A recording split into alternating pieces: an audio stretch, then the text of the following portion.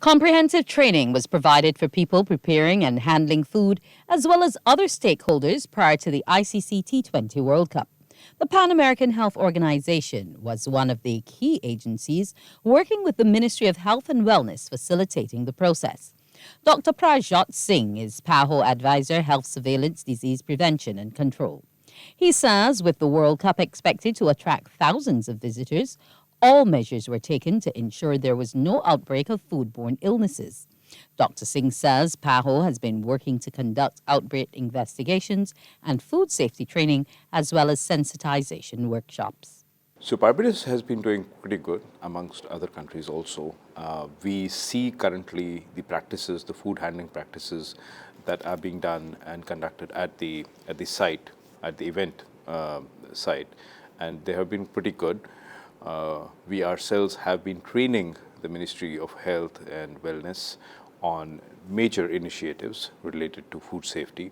We have done trainings of environmental health staff in ensuring and making sure how to actually do these assessments. Dr. Singh adds that while the Ministry of Health is responsible for enforcing good food safety practices, consumers have a role to play as well.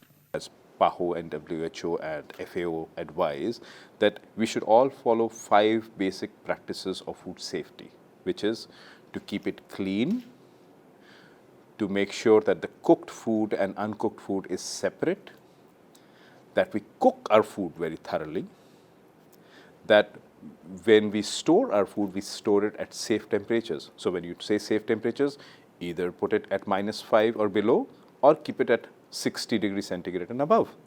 And you don't want to keep the food between that. Let's say you cook your food and you cook food and keep it out for 4 or 5 hours. The Food and Agriculture Organization was also involved in the sensitization efforts. Sub-Regional Coordinator for the Caribbean, Dr. Renata Clark, says Barbados and other countries in the region must be applauded for working with relevant agencies to make sure food safety guidelines and recommendations are maintained. And that people can enjoy Barbados, enjoy the World Cup cricket without having to wonder, is this safe?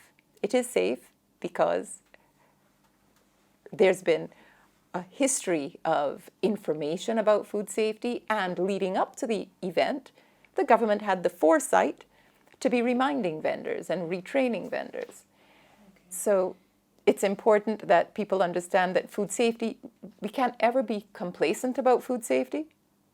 We have to keep working for food safety, and this is the whole point of World Food Safety Day, to keep awareness high, because it is a shared responsibility.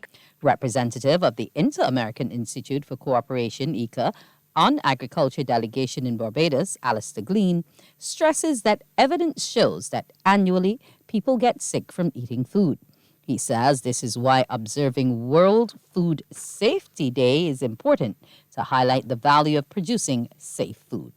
Emphasizing the point, Mr. Glean refers to a video circulating recently in another Caribbean country showing a consumer highlighting rotted food they had bought.